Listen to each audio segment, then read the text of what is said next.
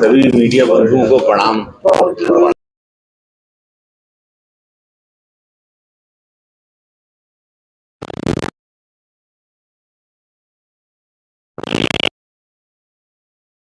सबसे पहले तो मैं थोड़ा सा इसमें अभी तक की जन आशीर्वाद यात्रा की जो रिपोर्ट है वो बता देता हूँ। इसके बाद फिर आदरणीय रवि किशन जी बात करेंगे, माननीय राजेंद्र शुक्ल जी बात करेंगे।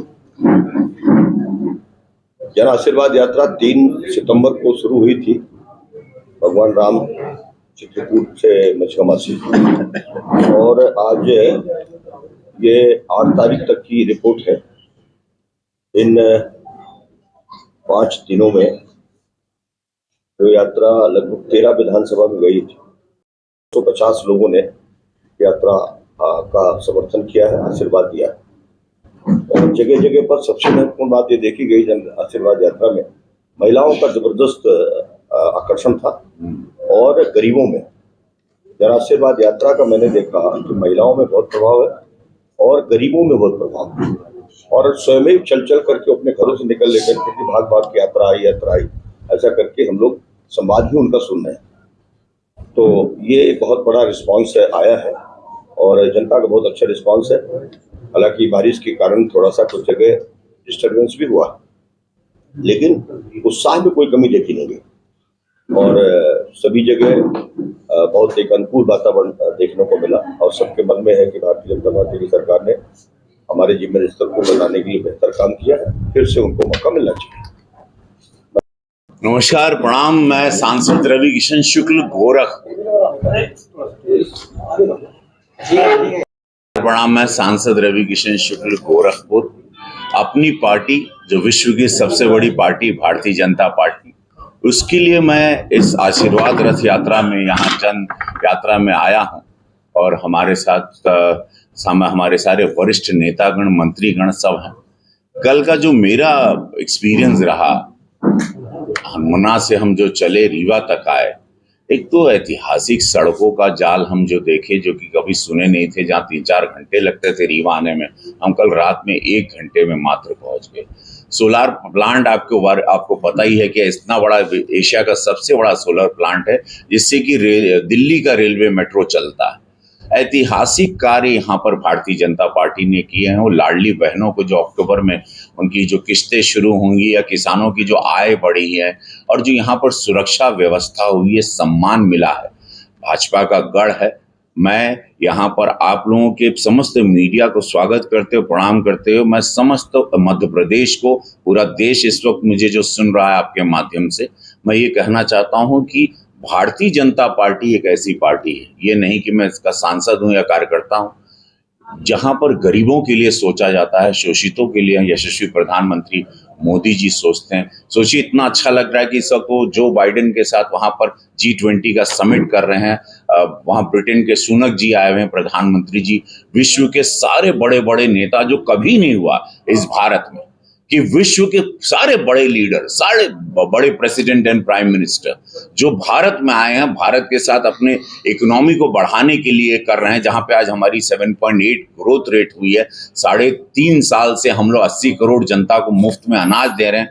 240 करोड़ लोगों को वैक्सीन अपने देश में बना के हम लोगों ने लगा के उनकी जिंदगियों को बचाया।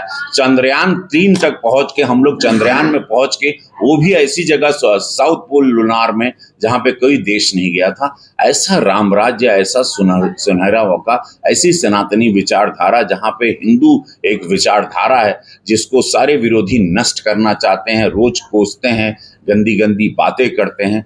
वहां पर हम लोग एक राम राज्य को, इस सुंदरता को, जहां हर धर्म सबका साथ सबका विकास को लेके प्रधानमंत्री मोदी जी के सपनों को चल रहे हैं।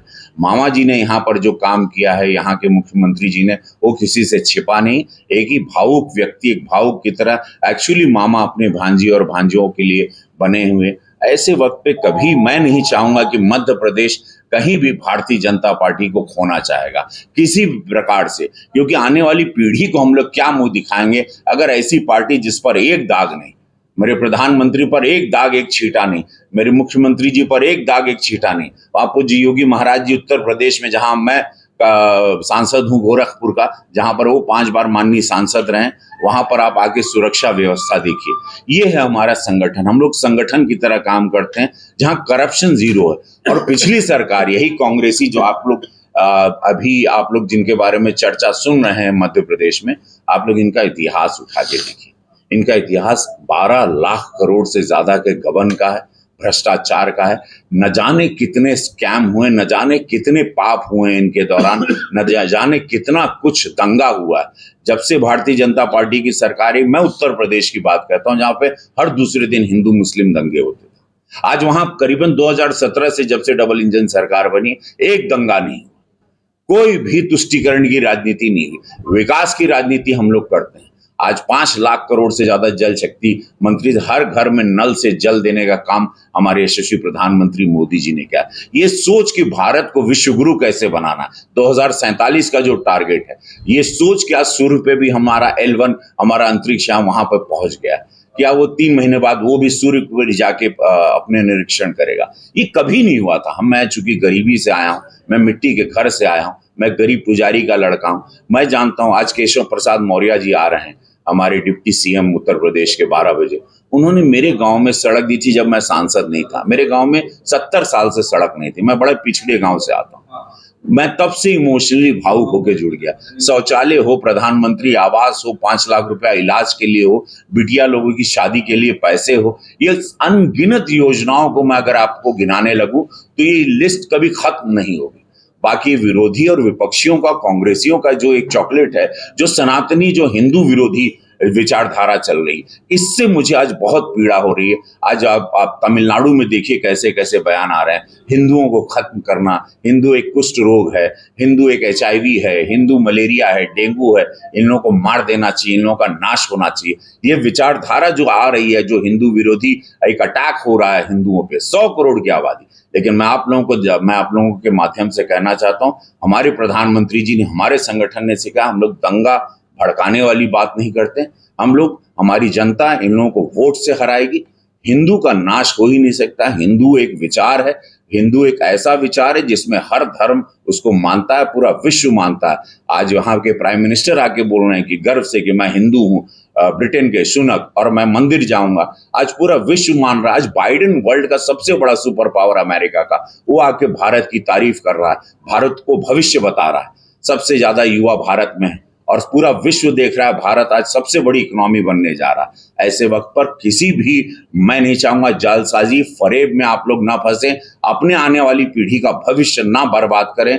भारतीय जनता पार्टी एक गरीबों की पार्टी है जो हर सोच के साथ इस देश को आगे बढ़ाएगी। और ये सुनहरा मौका, ये रामराज है। 500 साल बाद हम लोग अपनी एक लड़ाई लड़े हिंदू, और अब राम मंदिर बन रहा है, एम्स भी बन रहा है, मेडिकल कॉलेजेस भी बन रहे हैं, IITs भी बन रहे हैं, हमारे बच्चों के लिए, हमारी बेटियों के लिए। ऐसा समय कभी नहीं आएगा, कभी भी गलती नहीं करना। मैं समस्त मध्य प्रदेश से हाथ जोड़ करके निवेदन करता हूं, जीवन भर आप लोग पछताएंगे, किसी लालच में ना आए। एक ही पार्टी है जिसका चेहरा है यशस्वी प्रधानमंत्री मोदी जी, जिसका चेहरा एक संगठन, विश्व का सबसे बड़ा संगठन, और एक करप्शन का दाग नहीं। मैं यही कहना, एक दाग नहीं करप्शन का। एक करप्शन मेरे प्रधानमंत्री जी पर हो, मुख्यमंत्री हो, हमारे संगठन पे हो, हमारे मंत्रीगण पे, हमारे सांसदगण या विधायक या हमारे पार्षद या मंडल अध्यक्ष, एक दाग नहीं। ऐसी पार्टी के साथ हम आए हैं आप लोगों से हाथ जोड़ करके ये जन आशीर्वाद यात्रा में, कि मध्य प्रदेश गलती से भी फंसना नहीं किसी भी फरेब में, किसी भी झूठ में। आपका चेहरा है नरेंद्र मोदी जी, आपका चेहरा है कमल निशान, आपका चेहरा है राष्ट्र सर्वोपरि, आपका चेहरा है तिरंगा, आपका चेहरा है ऐसी पार्टी जो शोषित वंचितों के लिए, जहां पर एक आदिवासी महिला को प्रेसिडेंट ऑफ इंडिया बनाया जा रहा है, जो कभी इस देश में नहीं हुआ। देश और रीवा की सब देवतुल जनता से मैं कह रहा हूं, कहीं फंसिएगा नहीं किसी फरेब में, किसी झूठ के लॉलीपॉप में। ये सारे चेहरे, ये सारे फरेबी हैं, इनका इतिहास उठा के आप लोग पढ़ लीजिए। नए युवा पीढ़ी से खास कर कहूंगा, क्योंकि आप लोगों को याद नहीं कितने बड़े बड़े स्कैम हुए 2014 के पहले, कितने बड़े बड़े घोटाले हुए इस देश में, कैसे बर्बाद किया गया इस देश को, कैसे इन लोगों ने कीड़े की तरह, दीमक की तरह 70 साल चाट गए इस देश को। ये मौका है जहां आज विश्व एक सम्मान के साथ खड़ा है। पूरा विश्व आज हम लोगों को, भारत को सम्मान से देख रहा है। इस मौके को अब जाने मत दीजिएगा। रीवा की धरती, मध्य प्रदेश की धरती, कहीं मत चूकिएगा। भारतीय जनता पार्टी है जो आप लोगों को सम्मान को लेकर लड़ रही है, जो इस तिरंगे को लेकर लड़ रही है, राष्ट्र सर्वोपरि के नारे को लेकर लड़ रही है। विश्व गुरु बनना है, कहीं हम लोगों का हाथ या साथ नहीं छोड़िएगा। मैं यही निवेदन करने गोरखपुर से यहाँ आया हूँ, गुरु गोरक्षनाथ की धरती से, पूज्य योगी महाराज जी का संदेश लेकर। राहुल गांधी जी का एक बयान आया है, उनका कहना है कि मोदी जी डरे हुए हैं, इसलिए टीम इंडिया है, मतलब इंडिया का नाम बदलना चाहते हैं। देखिए, अभी वो कहीं विदेश में बैठ के गाली दे रहे हैं। उनका काम है भारत को बदनाम करना। कल वो कहीं यूरोप की कहीं की यात्रा पर अभी है, ब्रसेल्स में गए। अब ब्रसेल्स में भी वो कितना गंदा गंदा बोल रहे हैं। ये लोगों ने अरे भारत की बातें, हम भारत में लड़े, आप विदेशों में जाके हमारी बुराई कर रहे हैं, विदेश में जाके अब तिरंगे की बुराई कर रहे हैं, विदेश में जाके भारत की नीतियों को बुराई कर रहे हैं। पूरा विश्व आज यहाँ पर आया है और आप विदेश में जाके हम लोगों की बुराई कर रहे हैं, जहां पे आज इनको यहाँ पर होना चाहिए था। एक इतनी बड़ी पार्टी के वो नेता हैं, वरिष्ठ नेता हैं, उनको G20 में सारे जितने गणमान्य हैं विदेशों से, पूरे वर्ल्ड से, पूरा वर्ल्ड आज उतरा है दिल्ली में। इस वक्त मैं आपसे बात कर रहा हूं, पूरा वर्ल्ड वहां यशस्वी प्रधानमंत्री मोदी जी को सुन रहा है। आज हमारी इकोनॉमी के बड़े बड़ी डील होने वाली है। आज भारत विश्व गुरु के राह पर बहुत आगे जा रहा है। चंद्रयान के बाद, चंद्रमा पे उतरने के बाद पूरा विश्व हम लोगों को देख रहा है। सबसे बड़ा बायर, सबसे बड़ी इकोनॉमी, 7.8 की ग्रोथ, 5वीं अर्थव्यवस्था बन गई है। यशस्वी प्रधानमंत्री मोदी जी ने कहा 24 में हम लोग तीसरी अर्थव्यवस्था बनेंगे। ऐसे वक्त पर वो विदेश में जाके हम लोगों की बुराई कर रहे हैं। इसी से पता चलता है इन लोगों की ये जो कूटनीति, तुष्टीकरण की, अंग्रेजों की मानसिकता वाली राजनीति राहुल गांधी जी कर रहे हैं। देश उनको जवाब देगा 2024 में। आप देखिएगा लोकसभा के चुनाव में, और यहाँ के विधानसभा के चुनाव में मध्य प्रदेश भी जवाब देगा। कल का घोसी का उपचुनाव हुआ था, आप वहां पे पीछे कैसे रह गए? देखिए, वहां पर वहां की रणनीति पे हम लोग बात करेंगे। वहां पर जो हिसाब से थी, क्या थी, हम लोग उस पर, हमारा संगठन काम करेगा। हम लोग 4-7 जगह चुनाव, हम लोग 3 जगह जीते। उपचुनाव में माहौल क्या हो रहा है, पार्टी उस पर बैठ के जरूर काम करेगी। भारतीय जनता पार्टी लड़ती है वहां पर। अभी हम लोग ने 1 साल पहले तो पूरी सरकार बहुमत की बनाई। हम लोग 80 की 80 सीट लोकसभा में जीतेंगे। एक उपचुनाव यहाँ वहां जाति, वहां पर वोटिंग का जो समूह का है वो देखना है कि वहां पर मुसलमान और यादव समाज बहुत बड़ा बाहुल्य, उन लोगों की वोटिंग पावर में ज्यादा थे, उनकी संख्या ज्यादा थी। वो सारी चीजें उस पर वो एक रीडिंग का है। लेकिन वो घोसी में एक समाज है जो हम लोगों को वोट नहीं करता, और वो दोनों समाज की संख्या बहुत ज्यादा है। जानकारी के मुताबिक आपके कहने पर इंडिया का नाम बदल के भारत रखा जा सकता है। जी, अभी हमको यशस्वी प्रधानमंत्री मोदी जी, हम लोग हमारा बिल आया हुआ है, प्राइवेट बिल हमने 2019 में दिया था कि इंडिया का नाम बदल के भारत रखा जाएगा। जैसे मैं जीत के गया था तो मैंने ये बिल पेश किया था, और मेरा बिल, मेरे नाम पर वो बिल है। लेकिन यशस्वी प्रधानमंत्री मोदी जी या भारत की सोच या भारतीय जनता पार्टी की सोच का पूरा देश स्वागत कर रहा है, पूरा विश्व स्वागत करेगा। हम लोग गुलामी के इस जंजीरों से बारी बारी, नया पार्लियामेंट हाउस बनने के बाद हम लोग बाहर हो रहे हैं। हम चाहेंगे कि अंग्रेजों के जो चिन्ह हम लोगों के माथे पे लगाए गए हैं, जो खीले से ठोके गए हैं, उसको हम लोग बारी बारी निकालें और ये देश सोने की चिड़िया बने। ये भारत था, कई हजार साल से इसकी एक पहचान है। भारत अपनी पहचान के साथ जिंदा रहना चाहता है और विश्व गुरु बनना चाहता है। आदरणीय, आप राजनीति की दुनिया से आए हैं, राजनीति और अभिनय में क्या फर्क देखते हैं और किसमें आपको ज्यादा आनंद की अनुभूति हो रही है? हम अभिनय की दुनिया से राजनीति में आए हैं। देखिए, राजनीति में बहुत गरीबी से आया हूँ, एक पुजारी का लड़का रहा, मेरी कभी कोई मदद नहीं करता था। तो मुझे लगा था मेरे गांव में या मेरी बड़े हम ताने और तंज से हर एक मजाक का पात्र था मैं बचपन में, कि ये क्या पुजारी का लड़का क्या कर पाएगा, इसके तो पिताजी के पास टूटी हुई साइकिल, फटी हुई धोती है।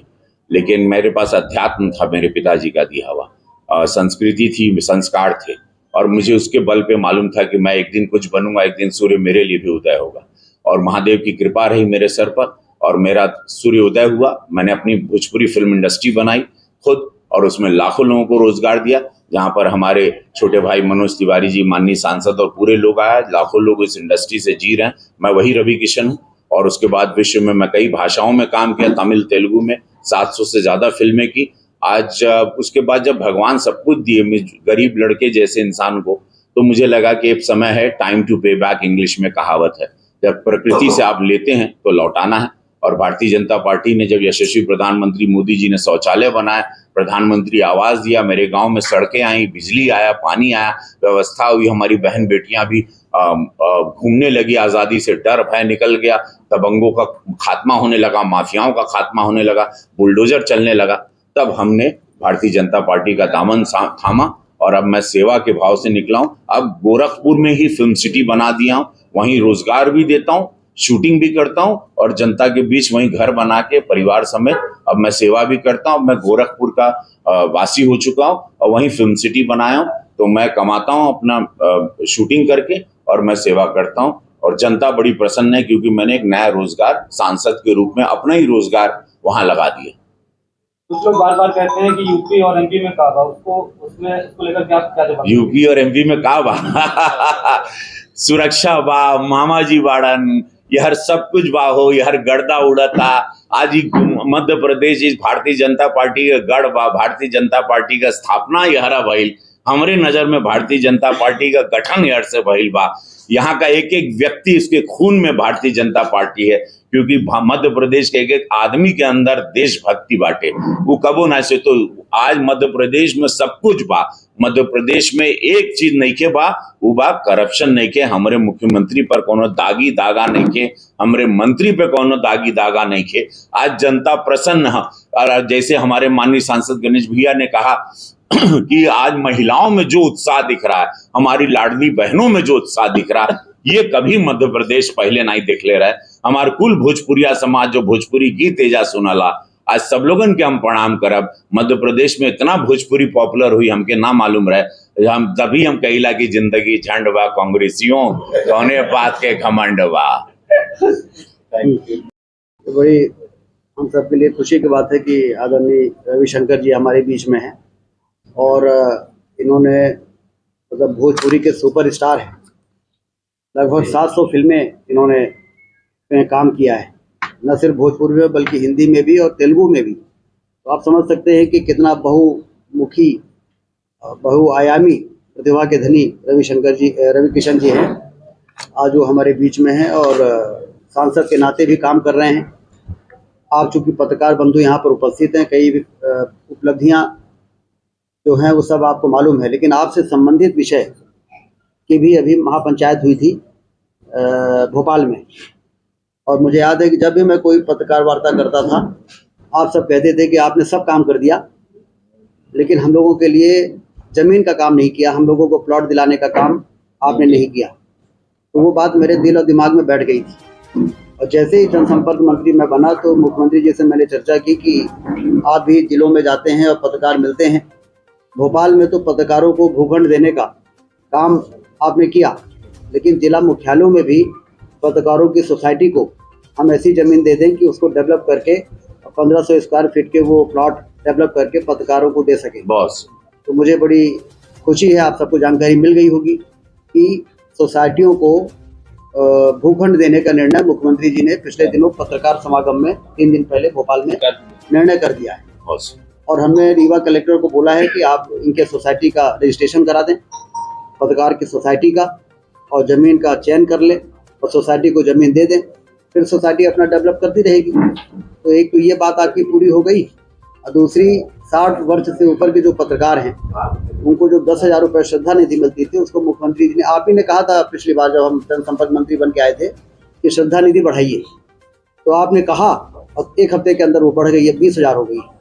तो इसके लिए आपको बधाई। और पत्रकारों के स्वास्थ्य बीमा के लिए स्वास्थ्य बीमा योजना भी हमारी सरकार ने रविकिशन जी शुरू किया कि पत्रकार कैशलेस यदि कोई बीमार होते हैं तो उनका कहीं भी इलाज हो सके। तो उसमें जो प्रीमियम आपको देना पड़ता था, उसमें कुछ क्राइटेरिया उन्होंने तय कर दिया है कि 75% सरकार देगी यदि उम्र ज़्यादा हो गई है, और 25% ही पत्रकारों को देना पड़ेगा। तो ये भी एक बड़ी राहत आपके डिमांड के हिसाब से की गई है। बाकी विकास तो जो कुछ हुआ ही है, लेकिन जितने हमारे संविदा कर्मचारी थे, रोजगार सहायक थे, शिक्षक थे, सभी के सेवाओं को देखते हुए उनको भी राहत देने का काम, एक और विकास और दूसरी ओर जनता के कल्याण के काम, ये दोनों मिलकर मध्य प्रदेश एक आदर्श राज्य बन के तैयार हो गया है। और एक जमाना था जब मध्य प्रदेश को बीमारू राज्य कहा जाता था। हाँ और अब ये हो गया है कि यदि मध्य प्रदेश में ऐसे ही विकास होता रहेगा तो हिंदुस्तान का सबसे बेहतर राज्य बन के तैयार हो जाएगा। बस बीमारू राज्य का कलंक मिट गया है जी। और बहुत तेज गति से 7वीं बार आपके माध्यम से रवि किशन जी को मैं बताना चाहता हूँ कि कृषि कर्मण अवार्ड जो कृषि के क्षेत्र में बेस्ट परफॉर्मेंस करने वाले राज्य होते हैं उनको राष्ट्रपति जी कृषि कर्मण अवार्ड देते हैं। लगातार 7वीं बार मध्य प्रदेश को मिला है, बहुत लगातार 7वीं बार, एक बार नहीं, 2 बार नहीं, 4 बार नहीं, 5 बार नहीं, 7वीं बार। तो ये सारे जो काम हैं ये सुशासन के कारण है। सत्ता का सदुपयोग भारतीय जनता पार्टी की सरकार ने किया, मुख्यमंत्री जी ने किया है, इसलिए मध्य प्रदेश की तस्वीर और तकदीर लगातार बदलती जा रही है। स्वच्छता में और इसीलिए स्वच्छता में भी, जैसा अभी बता रहे हैं आदरणीय गणेश सिंह जी, कि स्वच्छता में भी जो टॉप 3 शहर हैं जो प्रधानमंत्री जी का विशेष मिशन है उसमें भी हमारा इंदौर लगातार कई बार से नंबर 1 सिटी, फिर भोपाल, और अब बहुत जल्दी हम रीवा को भी उस कैटेगरी में लाने वाले हैं। अभी हमारे कई निर्माण कार्य चल रहे हैं, जैसे वो पूरे होते हैं सफाई का एक विशेष अभियान चलेगा। तो कुल मिला के 2023 का चुनाव बड़ा क्रूशियल है। हमारे द्वारा शुरू किए गए कार्य बहुत पूरे हो गए हैं, बहुत चल रहे हैं और बहुत हम शुरू करने वाले हैं। जैसे आपको ये जानकारी मैं देना चाहता हूँ कि बाण सागर ने यहाँ की तस्वीर बदली।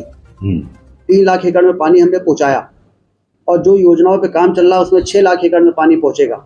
बहुत ही नहर का जो बैलेंस वर्क है वो काम चल रहा है, नई गढ़ी 1 पे चल रहा है, नई गढ़ी 2 पे चल रहा है और 3000 के लिए सोचा है। आप लोगों को बहुत बहुत शुभकामनाएं। बहुत अच्छी बात। पत्रकार हैं तो इनके चेहरे की जो प्रसन्नता से ही समझ में आ रहा है कि इनकी मांग पूरी हो गई, कोई मांग बची नहीं। जी जी, बहुत सुंदर। लेकिन इनकी मजबूरी है कि उसको बहुत वक्त नहीं कर सकते। नहीं, लेकिन बस यही निवेदन है कि आप लोग